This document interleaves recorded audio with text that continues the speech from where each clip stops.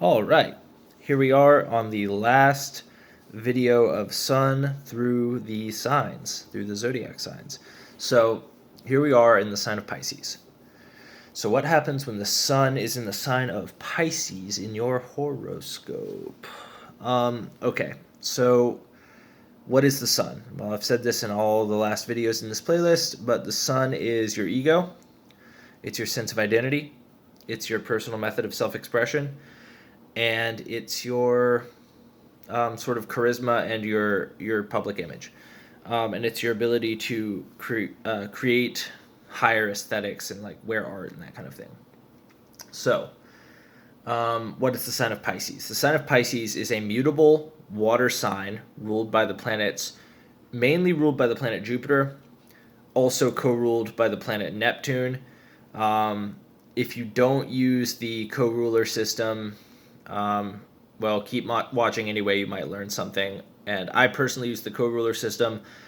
I find the traditional rulers to be the main helpful part of the dispositor system, but the co-rulers they're good. They help in many ways. When you get deeper into astrology, they can really help. So, what is Jupiter? Well, if you watch the Sun in the sign of Sagittarius video, you'll know that Jupiter, who rules the signs of Sagittarius and Pisces, is a planet that is essentially like a professor. It represents your intellectual higher self, intellectual achievements, observations about the world.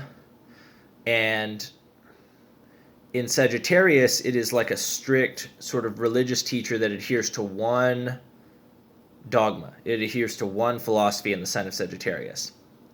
However, in the sign of Pisces, it does a very different thing because of the extra influence of Neptune.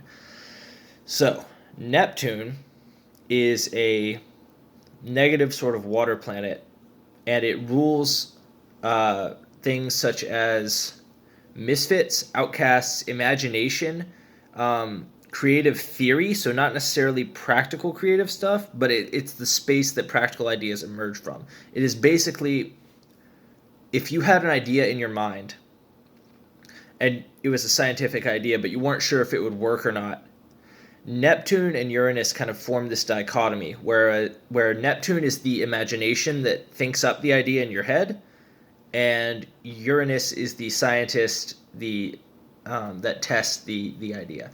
So those two planets together form a certain level of creativity and utility. So Jupiter and Neptune, what happens when you put these two energies together?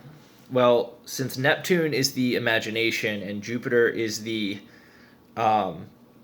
basically the professor, what you get basically is an archetype of like a magician or a wizard, somebody who is very learned and very scholarly, but they are interested in creating new things.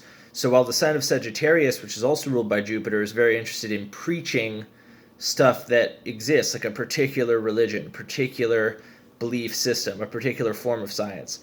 You know, they might be a biologist. They don't have to be religious, but they're interested in one school and learning one thing. That's why the symbol of Sagittarius is an arrow with one point. But the sign of Pisces is more scattered. It's more imaginative. It's more interested in other worlds, even like fantasy worlds. This is where you get your fantasy writers. It's where you get your artists bringing images from like the other world. It's where you get psychedelic drug use, typically, is people with a lot of Pisces placements and Aquarius placements.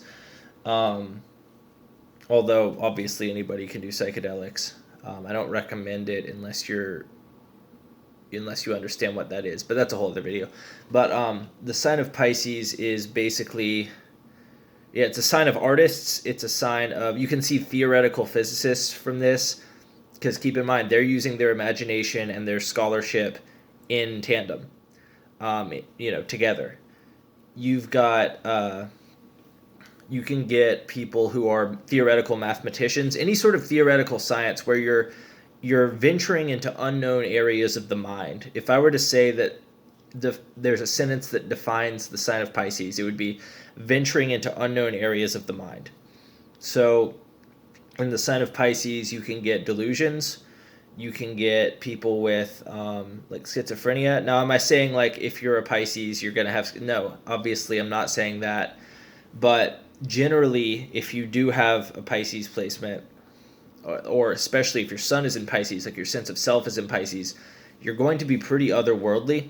You're going to be enjoy spending a lot of time alone in nature, because that's where you can really think. Like how Nikola Tesla said, like, what did he say? It was like the secret to good ideas, coming up with new ideas, is being alone.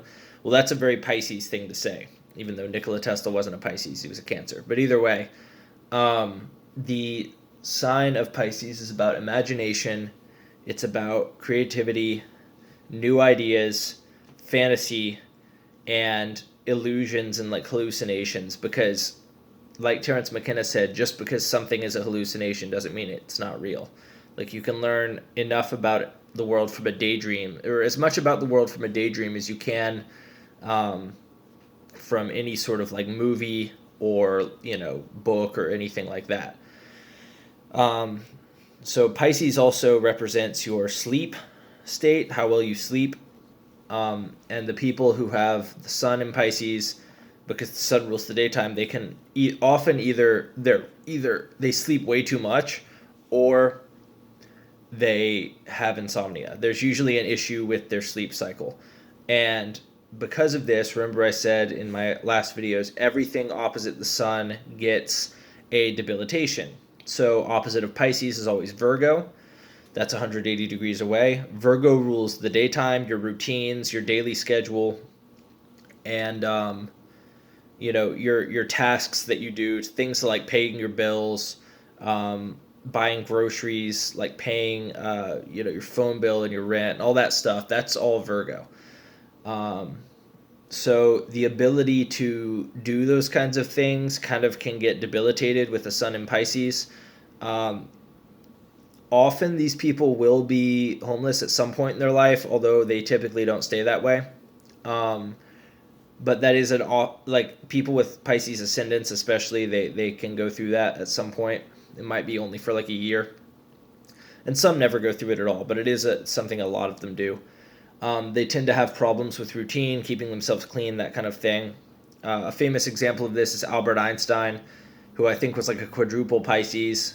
His famous quote, like, imagination is more important than knowledge. That's a Pisces quote if there ever was one. You can also think of and also Albert Einstein was often described as being like very dirty, and like, he had a hard time keeping himself clean, even though he was a brilliant theoretical physicist, and, we still use his work today. And the other good example of the sign of Pisces archetype is, if you ever saw The Hobbit, the Lord of the Rings movie, Radagast the Brown is a pretty good example of a Pisces. Like, he's an amazing wizard, but he lives entirely in tune with nature, alone in a forest. And I would say the other good representation of a sign of Pisces in a movie is The Life of Pi, which is a movie, I don't know if it was on accident, but I think it was probably on purpose, because there's a lot of astrology knowledge in Hollywood. They made a movie basically that's like subconsciously about the sign of Pisces. So, you can go watch that movie. There's a lot of religious themes. The movie takes place mostly in water. And there's natural themes, like, because he's on the boat with a tiger, and there's a lot of like fantasy and hallucination and stuff that happens in that movie too. So that is my analysis on the sign of Pisces, and next I will probably be doing ascendants through signs, so that will be on another playlist. Thanks. Tune in next time.